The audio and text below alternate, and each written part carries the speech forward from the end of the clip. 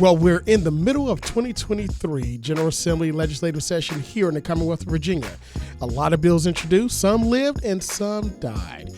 We're going to find out where we are. What are the laws and policies that are going to affect you? What's still in play? And what you should know. It's Stay in the Water. I'm your host, Dr. Claville. We'll be back in just a moment.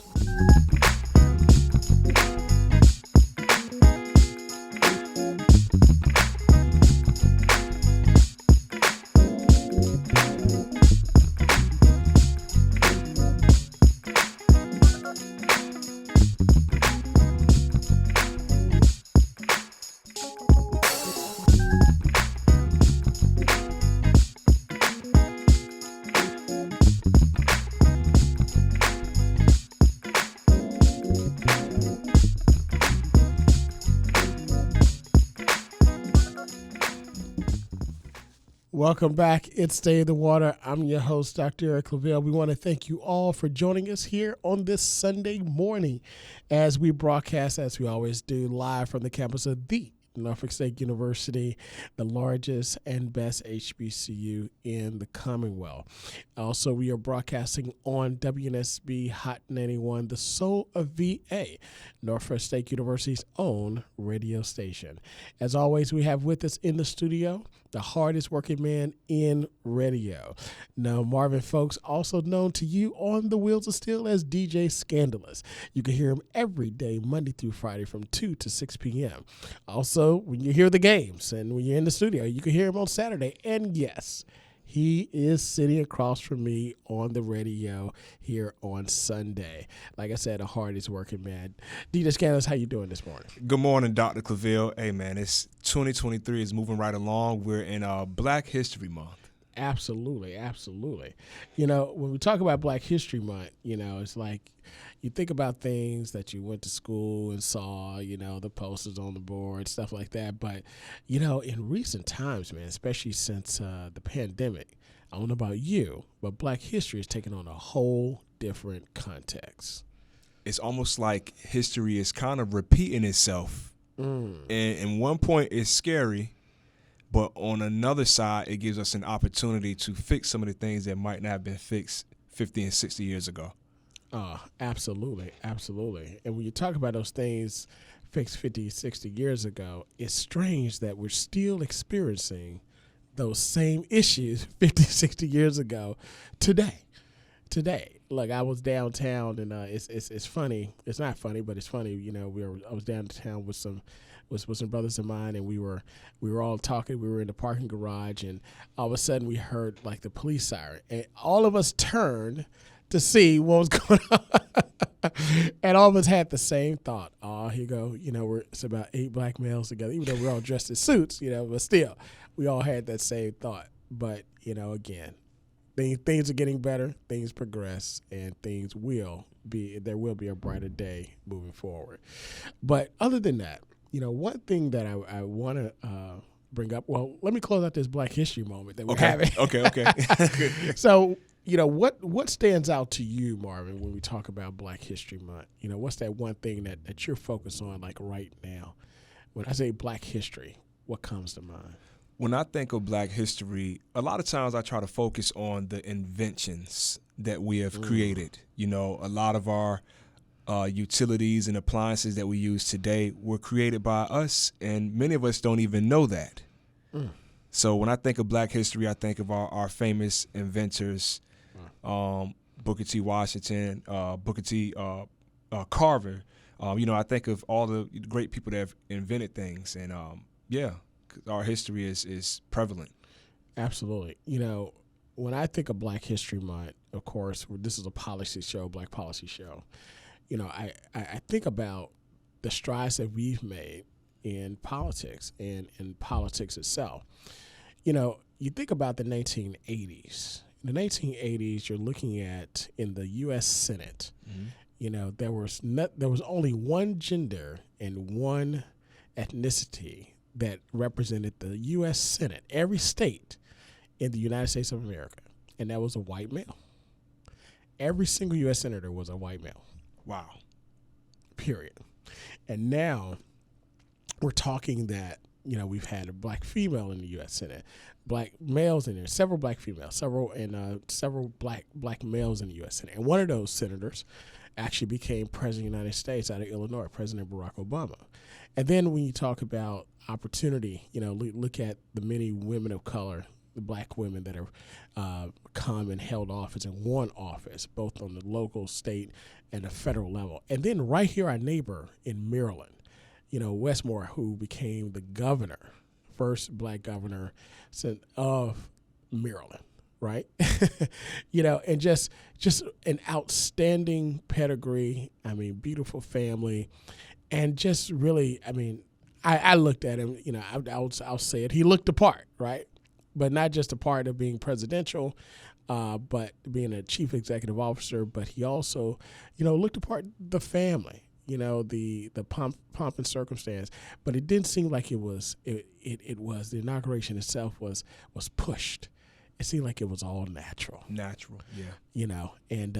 So when I think about Black history, that's definitely one thing that I do think about. But nevertheless, that's you that are listening to us. What do you think about Black history? It's Black History Month, and what are those things that you are saying? Hey. This is what I'm focused on. These are the things that I want to see change, or these are things that I'm thankful for as we take a look at what's happening here in our great country, our great Commonwealth, and more specifically our great city of Norfolk and great region of Hampton Roads. Again, this is State of Water. I'm your host, Dr. Eric Claville, and this is as we know here, those of you that have supported us and listened to us, that we do every January and February Virginia Legislative Review. So we have on we usually have on we start the show where we do an overview, and then from there we have on the head of our Legislative Black Caucus, which is an alum of Norfolk State University, Delegate Lamont Bagby. And from there, we just have our various legislators on the show to talk about, what's going on, individuals. And we talk about important bills that have come through. So Delegate Bagby talked about, the need to stay engaged and what's going on. We talked about the governor's agenda. We didn't dive into it. I'm going to do a deep dive, more of a dive today. We're going to take a look at where we are. And then from there, we also talked about the Star Alert. Star Alert program is a bill that was heard on Capitol Hill last Monday within committee. They thought it was a great idea. And now, even though it didn't move forward in the committee, there's an opportunity to have that program, that bill, argued and heard on the floor of the House of Delegates. And if you remember and go back and listen to, the Star Alert program, unfortunately, a Norfolk State University student, Alexis Starr Hicks, was killed by a hit-and-run driver downtown Norfolk. Unfortunately, that individual did not stop, and there's no leads on the car. So what that Star Alert program will do, it will allow auto body repair shops, alert them to a vehicle of that type that had that type of damage. So then when they come in for repair, which you got to get repaired to pass inspection, right? Then the alert goes off and it alerts the authorities. Very similar to the Amber Alert, very similar to the Blue Alert, very similar to the Ashanti Alert, very similar to the Silver Alert, which is for senior citizens who are lost. So we believe now this is to be the first in the country, and this is a very important bill that is working its way through. Like I said, it just stopped, but there's now working our legislative delegate, who is also an alum of the Norfolk State University, Delegate Candy King, working to bring it to the floor of the House to have that important bill argued. And that was a very, very emotional testimony. I was fortunate enough to be one of the supporters and movers of that bill, and also we had the father and the mother, and also another good colleague who was one of the movers of the bill, one of the architects, Jasper Hendricks, who's also an alum of the Norfolk State University, currently running for city council in the city of Memphis, Tennessee. In the city of Nashville, Tennessee. And from there, that emotional testimony was given. where they talked about this is important. This is something that we need, that we believe will not just help the legacy of their daughter, which of course you can't get that back. You know, she's gone. She can't come back, but they understand that. And they say, hey, this is for her legacy, but this is to help other people coming behind her. So it was a beautiful, beautiful, moving testimony that they discussed during that time period. And again, everyone thought that it was an absolutely great idea. And again, we believe that it's going to definitely move forward as it relates to where it is currently now. But not only that, but we took a break. We took a break last week from our legislative talk, and what we did was we talked about the unfortunate event that happened in Memphis, right? The unfortunate death of Tyree Nichols, who at the hands of the police. You know, so we had to deal, you know, with that, because what this show does is that we are definitely timely in what we discuss, and we're also relevant in what we discuss to ensure that you as the listeners understand exactly what's going on. You understand exactly what the issues are, and you understand exactly how you can be. We want to inform you so that you can have the appropriate action for any issue that's coming up. And, you know, we saw a lot of emotions with that particular case, rightfully so, because unfortunately, another individual died at the hands of the police that should not have, all on a traffic stop. And I don't know about you, Marvin, but the crazy thing about it, you know, with cameras now, I'm telling myself, hey, you know, why? It's not like, you know, if you're a criminal, you're not going to get away with it. And if you're a law enforcement officer, you know, abusing your authority, you're not going to get away with it because of video. But again, you know, people do the strangest things. But again, we thank God for, you know, the movement that's taking place so that we can basically have, you know, a protection of our law enforcement for the people, right? And to protect and serve the people that they do service, and also ensure that the communities as well are ensuring that their communities are safe, because it's all about personal responsibility and collective responsibility. But we're back today, and we're going to continue this segment of our legislative and policy overview into the month, the end of the month. But I want to let us know where this session is. So Virginia hosts the very first legislative session in the United States. With this session, our legislative session usually starts on the second Wednesday of January of every year. And as it begins, you have bills that are, the session convenes, and then you have the last day to file legislation, which are creating or continuing an actual study. But before that, what happens is the governor releases his report, or what's called the budget bill, and that's in December. So we know what's happening before things take place in January based upon what the governor gives. Now, all of us that work in government relations, which, you know, you as listeners know, I've been working in politics and policy since I was 19 years old. And from that, you know, this is our time, you know, that 30-day prep time, right, before the show. So the governor releases his budget bill, and he released the budget bill on this year, last year actually, for this upcoming session on the 15th of December. So we know what's in that, and we get these huge books, you know, that are like 2 books usually, one on what's called the off year and 2 on the budget year. And it has in there the proposed budget for every single dollar that's spent in the state toward every single initiative and agency. Now, keep in mind, this is the proposed bill, right? But this bill is just not created. He just doesn't come into his office and say, hey, I want to give this, and that. But every single person that is vying for an opportunity in order for their agency or their initiative to be funded provides information to the governor, and then from there, the operatives that work in the office to bring everything together within the gubernatorial administration, they compile this list, and i.e., you have a budget bill. So then we start January 11th, and that's where we were last month. After that, we have an opportunity for the last day on the 13th to introduce budget amendments. And here, every agency tends to have budget amendments, so we have budget amendments that are there as well. But then on January 20th, that's the cutoff date, the last day to introduce any bills and certain joint resolutions. So on January 20th, every bill that's up for discussion, that's it. So now after that time period, you start the process of bills being discussed in different committees. We start what's called in subcommittees, then we move to the full committee, and then from there we go, well, I'm not going to say that just yet, but from there, there's another process that takes place.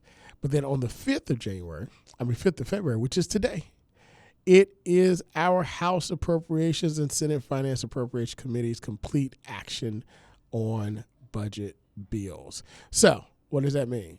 Right now, this is what we call Budget Sunday. The legislators are in Richmond on today. Government relations professionals are there today. My colleagues are there today, ensuring that whatever action is being taken place on every budget amendment that's there, it's being taken place right now. They're making sure that their voice is being heard. Again, every single dollar the state spends right now, the state and the legislators who are representing these areas are actually engaging in discussion on how much to cut, how much to keep, or how much to give, how much extra to give. I'll say that again. This Sunday is Budget Sunday. The House Appropriation and the Senate Finance and Appropriation Committees are completing their actions on budget bills right now. So therefore, every legislator who's there that are part of these committees, and really if you're not a part of it, legislators are still there making sure that their constituents that they're vying for different things for are there as well, making sure that their items are being included in the budget bill. They're there right now, making sure that three things happen. Number one, making sure that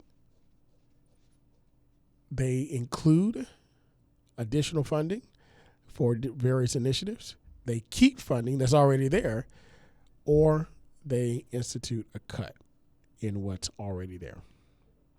So this is a very, very important day in the legislature.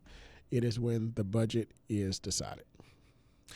What we're talking about today is State of the Water. I'm your host, Dr. Eric Claville, and this is our continued Virginia General Assembly legislative overview.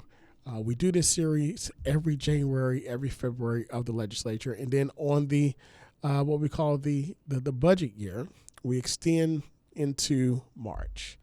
So we're breaking down right now where the legislature is in its deliberations and how policy is actually made. When we talk about policy being made, again, you know what we do at this show. We bring movers, shakers, and policymakers to discuss issues important to you, the community. But in order to discuss those issues, I'd like to kind of take a break to let us know how policy is actually made. So to let you know, so that you can understand how your life is being dictated. Right now, I just discussed how the House Appropriations and Senate Finance Appropriations Committees are giving their final actions on Budget Sunday, making sure that all of our budget amendments, all of our things that every agency or every special interest has before the government goes in. So they're there to decide three things: what to give, what to take place, what to take out, and what to keep the same. And then on Tuesday is that's a very important day. Tuesday is what we call crossover. Now we have the House and we have the Senate. And crossover is the last day for each house, both the House and the Senate, to act on its own legislation, of course, except for budget bills. And whatever amendments to budget bills, they become available on Tuesday. So what does that mean? That means what's happening today. Of course, we're going to know what happens, as those who are working government relations will know exactly what takes place, but it will be released to the public on Tuesday. on Tuesday, you will know exactly where the budget amendments stand, the actions on it. Now, that doesn't mean it becomes law. We're not there just yet. But what that means is that the actions that were taken on the governor's proposed budget that came out December 15th, the House and the Senate, they both have actions that they have for their particular budgets. And now we'll find out where it stands on Tuesday. So in crossover, that means that the bills that are in the House go to the Senate, and the bills that are in the Senate go to the House. And what happens during that time period? What happens there is, well, I'll give you a very, very relatable example. So you have a situation here where the House says, the question is, what do you want for dinner? So you have a bill in the House and a bill in the Senate. The bill in the House says, they say, hey, we're going to take a poll in our subcommittee, a small group of legislators in the House of Delegates, and say we want hamburgers for dinner. Then they give that recommendation to the full committee. The full committee says, yeah, I think we want hamburgers too. But, we want different condiments on it. And they say, well, you could, instead of putting ketchup and mayo on it, how about we just put it on the side? They're like, yeah, great. So the full committee says, yes, we agree with hamburgers, but instead of everything on the hamburger, we'll take the condiments on the side. So then they take it to the full floor of the House. And the House says, you know what? I like that idea.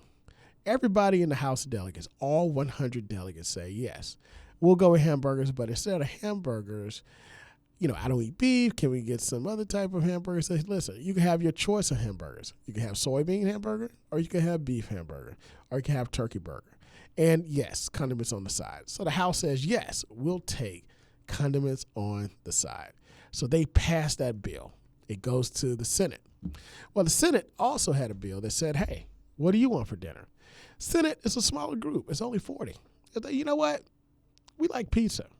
So we'll take pizza. And then they said, okay, they go to a small committee. Committee says, yes, we want pizza. Now, what type of pizza? Well, I said, well, some like cheese, some like hamburger, some like veggies. So they said, okay. They take it to the full House, full Senate floor.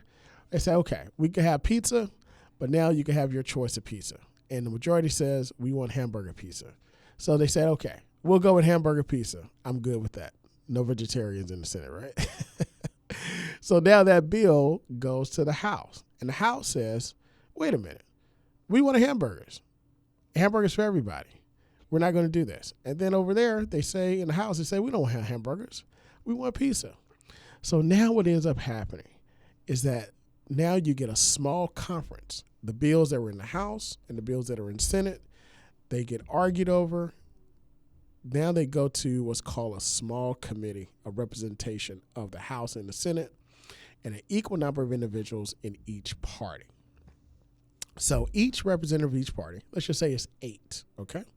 So you have 4 Republicans, 4 Democrats in the House, 4 Republicans from, 4 Democrats in the House, 4 Republicans, 4 Democrats in the Senate. They all come together. You got 16 people that come together to decide what we're going to have for dinner for 140 people. You got 100 that said burgers. You got 40 that said pizza. Well, guess what? They said, listen, how about this? Instead of we not eating dinner, because that is the end result. If we don't agree, we won't eat dinner. So they say, Marvin, how about we all just agree upon a compromise of hamburger pizza? I said, okay.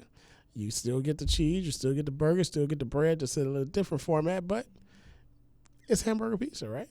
And you can still have the condiments on the side. So they bring that back to the floor and they say, you know what? We agree. We all want hamburger pizza. They send that to the governor. The governor says, is this what y'all want? It doesn't impact my agenda any or impact the agenda of everyone else, the state. So guess what? I'm going to sign that into law. So basically what ends up happening now is that everybody has for dinner hamburger pizza. And that's what ends up happening with these bills. Now, I know that was very simple, but it gets a little bit more complicated. But that's the process that it goes through. So On Tuesday, we'll find out what each house says about each other's bills. On today is the budget amendment. Right now, the action of the House Appropriation and the Senate are deciding every dollar to be spent in the state. And then on Thursday of this week, the houses of origin complete actions on their budget bills. On the 15th, it's the last day to act on the budget bills and revenue bills. And on the 20th, it's the last day for committee actions on bills. And then what ends up happening is that the last day to act on remaining bills are conferences on the 23rd. And then the session adjourns. That means it's over on February 25th of this month. And we'll be right here on Stay the Water to talk about what took place and what's going to happen. Because on Monday, on the 27th, we'll be here. The session ends on that Saturday. We'll be here live on Sunday to let you know firsthand what happened. And then on that Monday, the governor's action on the legislation. So he's going to decide whether we get hamburger pizza or not for dinner. And then lastly, if there is an issue that we have to come back for, the governor will have what's called a reconvene session on April 12th to hash out issues, and then everything, all new legislation after April 12th becomes law July 1st. And guess what?